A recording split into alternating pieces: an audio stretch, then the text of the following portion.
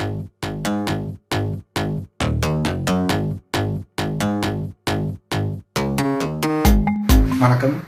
ஓம் குருவே போற்றி. Welcome to Sri யோகம். இன்றைக்கி நம்ம பார்க்க போகிறது பார்த்திங்கன்னா எதை பற்றின்னு பார்த்திங்கன்னா ஞான சூனியங்களின் யுக மாற்றம், அதாவது கலியுகம் முடிந்ததா அப்படிங்கிற. கலியுகம் வந்து முடிஞ்சிருச்சா? ஏன்னா நிறைய பார்த்திங்கன்னா இதே வேலையாகவே இருக்கிறாங்க. கலியுகம் முடிஞ்சிருச்சு, சத்தியுகம் பிறந்துருச்சு, அதாவது கிரேதா யுகம் பிறந்துருச்சு. அதாவது அவங்க சொல்ல சத்தியுகங்கிறது பார்த்திங்கன்னா ஃபஸ்ட் யுகம். நாம் இருக்கிற கலியுகம் பார்த்திங்கன்னா இப்போ 4வது. இது முடிஞ்சதுன்னா ஒரு சதுர்யுகமே முடியுது. இந்த யுகம் முடிஞ்சு அடுத்த யுகத்துக்கு நம்ம வந்தாச்சு, மாறிடுச்சு, எல்லாமே மாற்றமாயிருச்சு, நீங்கள்லாம் ரெடியாக இருங்க, நீங்கள் வந்து மாற தயாராக இருங்க, நீங்களாம் மாறலின்னா அவ்வளோதான் அப்படின்னு சில ஞான சூனியங்கள்னு சொல்கிறத விட பார்த்திங்கன்னா பைத்தியங்கள் தான் சொல்லுவோம். சில பைத்தியங்கள் என்ன பண்ணுதுன்னா, தான் ஒரு அவதாரம்னே வந்து சுற்றிட்டு இருக்குது.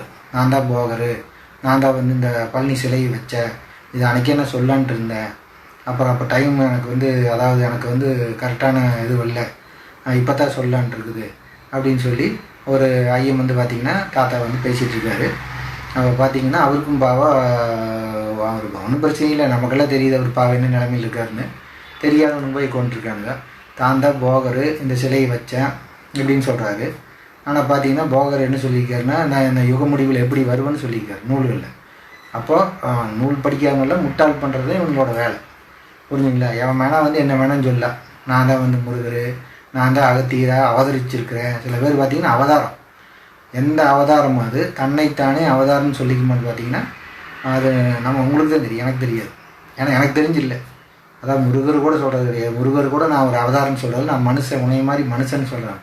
சித்தர்கள் எல்லாருமே என்ன சொல்கிறாங்கன்னா சிவனையும் மனுஷன் தான் சொல்கிறாங்க. சிவபெருமானே எல்லாமே மும்மூர்த்திகள், தெய்வ நிலை அடைஞ்சவங்க எல்லாமே பார்த்திங்கன்னா மனிதனாக இருந்து நம்ம இந்த சில பயிற்சிகள்னால உயர்நிலை அடைஞ்சவங்க.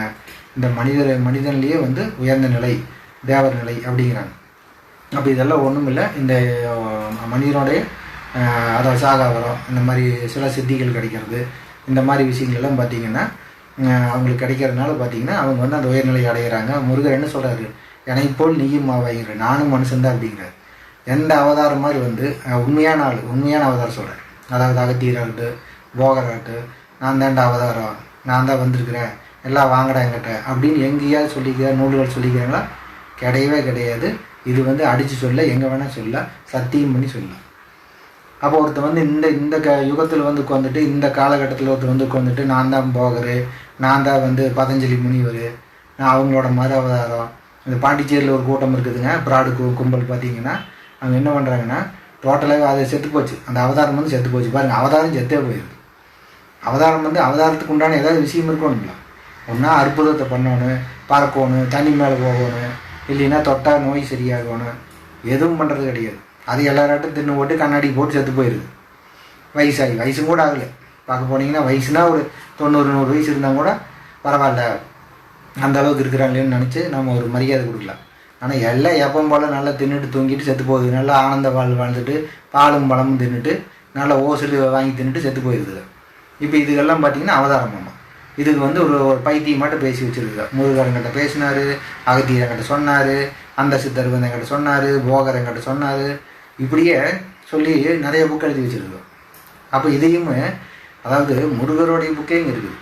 முருகப்பெருமான் எழுதலை, அவர் கொடுத்த நூலே பார்த்திங்கன்னா 2 அருமையான நூல். உலகத்தில் எவனுக்குமே கிடைக்காத பாக்கியம் தமிழர்களுக்கு கிடச்சிருக்கு. நம்மள மாதிரி தமிழர்களுக்கு கிடச்சிருக்கு. அதே மிகப்பெரிய பாக்கியம். அந்த புக்குகள் பார்க்குறதே புண்ணியம். அது படித்து புரிஞ்சதுன்னா அதுக்கு மேலே ஒன்றுமே கிடையாது. அதுக்கு மேலே எந்த சாதனையும் தேவை கிடையாது. யோகத்தில் அதுக்கு மேலே நம்ம வந்து தேடுறதுக்கு ஒன்றுமே கிடையாது. ஆனால் இதையெல்லாம் விட்டு போட்டுங்க.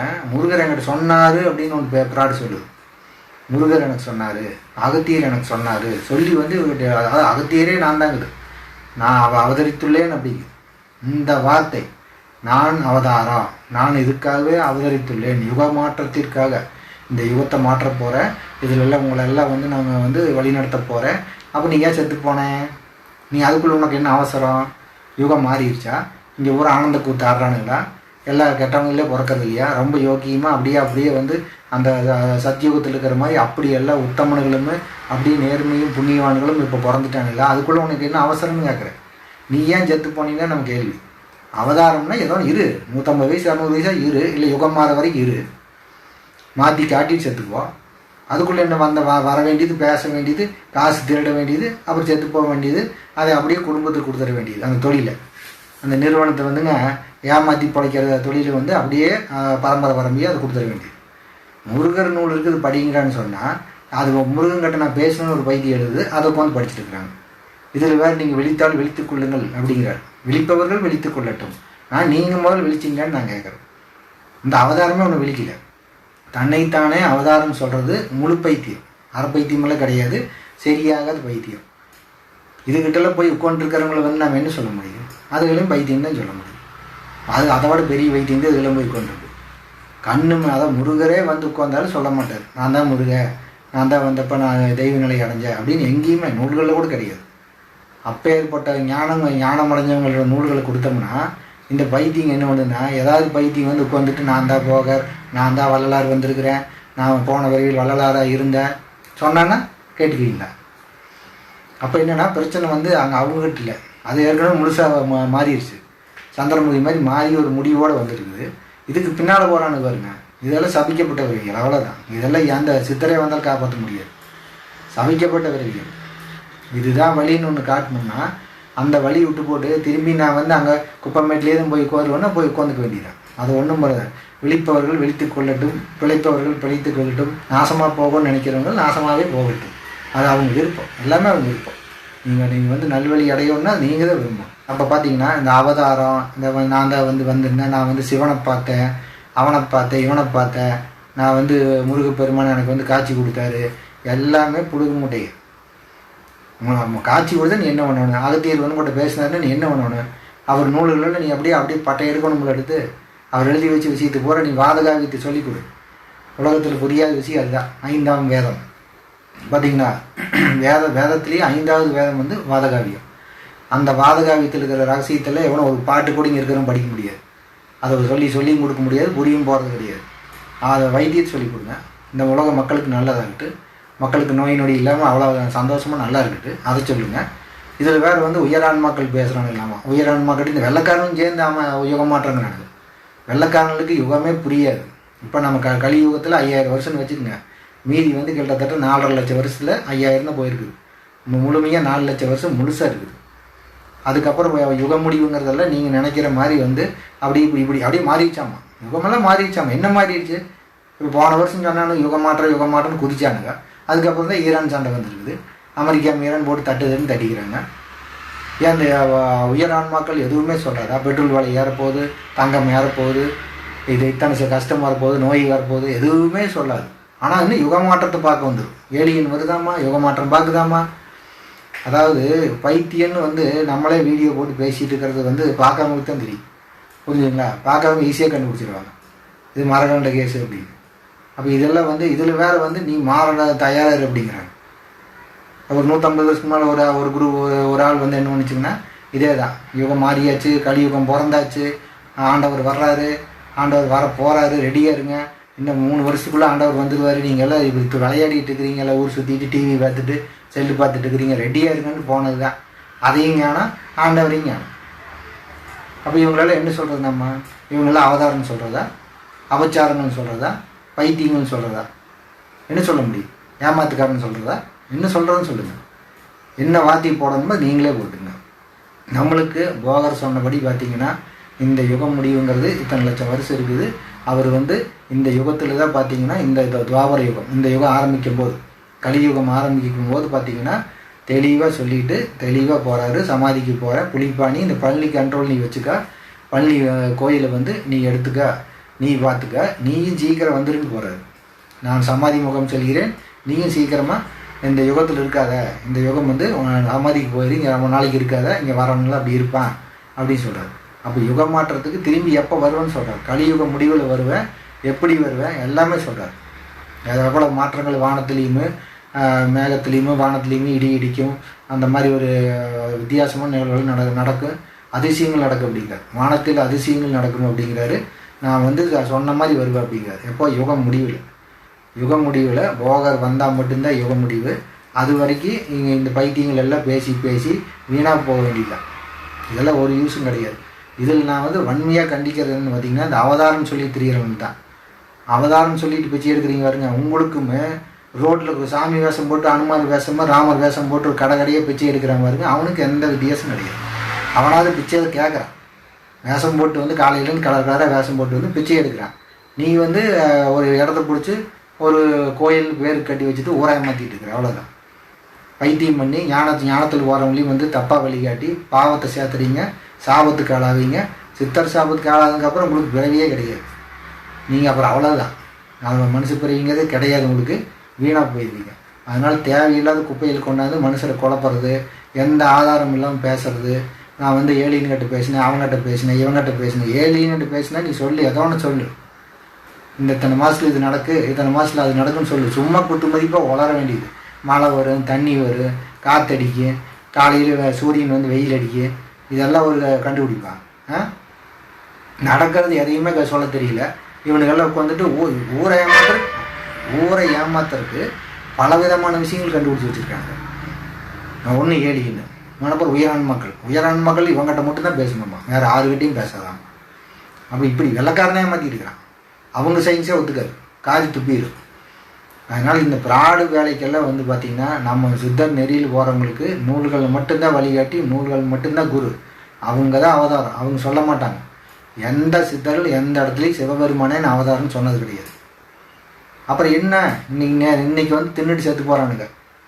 மற்றவங்களாட்ட 40-50 செத்து போகிறவங்களால என்ன அவதாரம்னு நான் கேட்குறேன். நீருக்கு 150 வருஷம் இரு, 150 வருஷம் கழித்து நீ சொல்லு. அகத்தீரங்கிட்ட பேசுகிறாரு, நான் வந்து 150 வருஷமாக இருக்கிறேன், ஆதார் கார்டு காட்டுறேன் அப்படின்னு சொல்லி பேசு. அதுக்கப்புறம் நாங்கள் எல்லா வீடியோ நிறுத்திக்கிறோம். புரியுதா? அடேங்கப்பா பயங்கரமாக பெரிய ஆளாயிருச்சு, நம்மளுக்கே தெரியலவா அப்படின்னு சொல்லி நாங்களும் வந்து காலில் வந்து கேட்டுக்கிறோம்.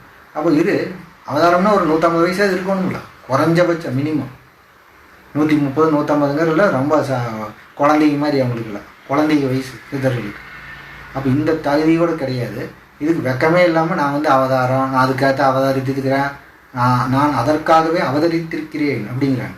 இந்த மாதிரி வார்த்தையெல்லாம் வந்துங்க முழு பைத்தியம் தான் பேச முடியும். அதாவது நம்ம ஜோக்கர் படத்தில் வருது பார்த்தீங்களா, நான் வந்து பிரசிடெண்ட் வந்திருக்கிறேன், நான் இந்த நாட்டு ஜனாதிபதி வந்திருக்கிறேன், என்னை யாரும் மதிக்க மாட்டேங்கிறீங்க. அப்புறம் கடைசியில் படத்தில் என்னாங்கன்னு பார்த்தவங்களுக்கு தெரியும். அந்த மாதிரி பேசின பைத்தியங்களுக்கெல்லாம் கடைசியில் என்ன பண்ணுவாங்கன்னு தெரியும். இந்த மாதிரி சுற்றுதுங்க.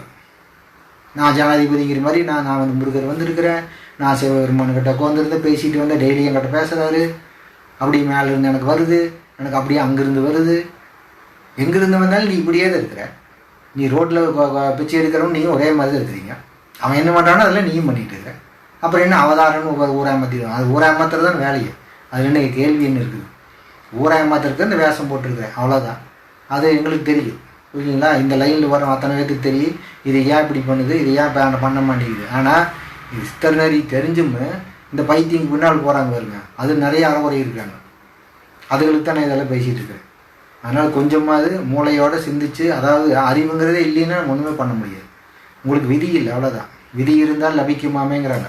அப்போ விதி இல்லாதவங்களுக்கு திரும்ப திரும்ப இந்த பைத்தியங்க பின்னால் போய் இன்னும் நீ 200-300 பிறவி எடுத்து மனசு பிறவியே கிடைக்காது. அதுக்கப்புறம் வந்து ஒரு யூஸும் கிடையாது.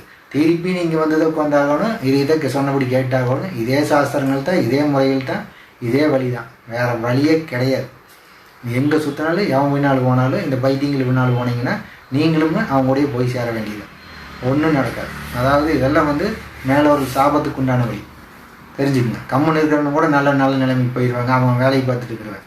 இதெல்லாம் வந்து அவங்க பைத்தியங்கிறது வந்து எல்லாருக்கும் சீல் அடிச்சிருவாங்க. அதனால் நூல்களை படிங்க. நூல்கள் சொன்னது தான். யுக முடிவில் வருவார்னா கண்டிப்பாக வருவார். யுக முடிவு பார்க்கறதுக்கு நாம் இருக்கணும். இன்னும் 4 லட்சம் வருஷம் ஆகுது, இருந்தோம்னா கண்டிப்பாக பார்க்கலாம். அதுக்கு அந்த பாக்கியம் வேணும் எல்லாத்துக்கு. யுக முடிவுங்கிறது நீங்கள் நினைக்கிற மாதிரி சாதாரணமானதெல்லாம் கிடையாது. இவங்க நினைக்கிற மாதிரி அப்படியே மாறிடுச்சாம்மா, நம்மளுக்கே தெரியாதாம்மா. இப்போல்லாம் மாற்றம் நிறைய மாறிடுச்சு. இப்போ இந்த யுகம் தான் நடக்குது. சொன்னவன் எல்லாமே இப்போ இல்லை.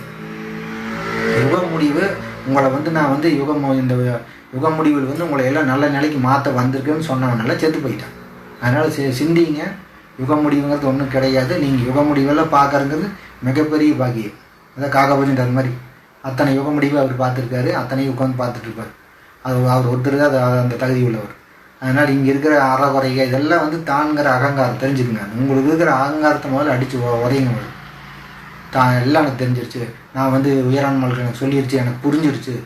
நீ கண்ணு முன்னால் எழுதி வச்சிருக்கு, அதை படிக்க மாட்டேங்கிறீங்க, தமிழ் எழுதி வச்சிருக்குது.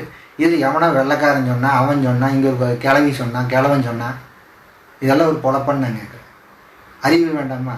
படிக்காதவங்க கூட நம்ப மாட்டான். படிக்காத நம்ப சொல்லுங்கள். ஒரு கிராமத்துக்காரங்கிட்ட போய் சொல்லுங்கள், நான் தான் முருகன் சொல்லுங்கள், தம்பி சில்லறை இல்லை அப்புறம் போயிட்டு வா அப்படிம்பாங்க. அவ்வளோதான். 5 ரூபா 10 ரூபா இருந்தால் போடுங்க பாவா அப்படின்னு சொல்லுவாங்க. இல்லைன்னு என்னம்பாங்க, ஏப்பா இது அப்போ சாமி வேறு சொல்லி எதுக்குப்பா பிச்சை எடுக்கிற போப்பான்னு சொல்லுவாங்க. இவ்வளோதான். இந்த படித்தவன் தான் பார்த்தீங்கன்னா, படித்தவனுக்கு அறிவு இல்லைங்கிறது இவங்க மறுபடியும் ப்ரூவ் பண்ணுறாங்க. அந்த ஞானப்பாதையில் போகிற படித்தவ அறிவு இல்லாததெல்லாம் பார்த்தீங்கன்னா தான் ஒரு பைத்தியம் அப்படிங்கிறது வந்துங்க பெரிய லெவலில் ப்ரூவ் பண்ணுறாங்க. அதனால் தெரிஞ்சுக்கிங்க, விழித்துக் கொள்ளுங்கள். நானும் அதே தான் சொல்கிறேன். விழித்துக் கொள்வோரெல்லாம் பிழைத்து கொண்டார். அவ்வளோதான். நன்றி.